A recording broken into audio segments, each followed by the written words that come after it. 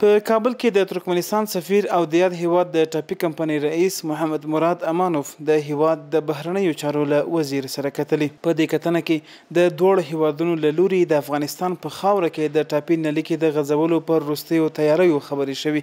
ښاغلي متقي صاحب له افغان اړخه د بشپړ چمتووالي ډاډ ورکړی او د افغانستان په خاوره کې د ټاپي نلیکې د عملي چارو د پیل هیله څرګند کړې.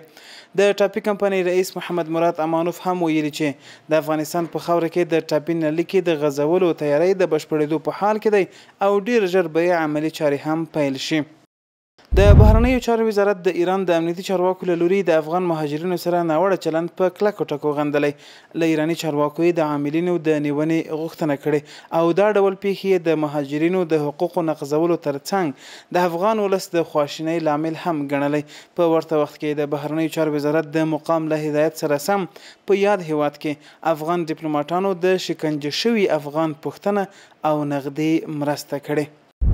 سې پیښې چې د دې هیواد د امنیتي چارواکو لخوا له یو شمېر افغان مهاجرینو سره ترسره شوي دي او د ناوړه چلند ښکارندویي کوي په کلکو ټکو د غندلو وړ دي. د ایراني چارواکو له لوري دغه ډول ناوړه چلندونو د افغان حکومت ته ژوره اندېښنه راپارولې ده. له افغانانو سره وروستي ناوړه چلند عاملین تعقیب کړي او اجازه دې نه ورکوي چې څوک د افغانانو حقوق نقض کړي.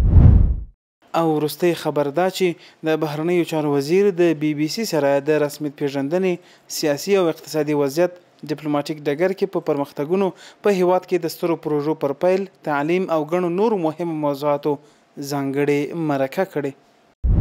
له نړیوالو سره مو د اعتماد جوړولو هڅې پیل کړې خو دا اعتماد دې کچې ته راونه رسېده چې تاسې څوک په رسمیت وپېژنئ. ګوره د رسمیت خپل پړاوونه لري. د تا ډیپلومات منل دا هم یو رسمیت ده. تا سره هیئت منل د ده هیئت درته راتګ او حتی بالاخره قراردادونه کول سرمایه ګزاري کول پروژې شروع کول دا ټولې هغه سلسلې دي چې موږ قدم په قدم مخته روان یو.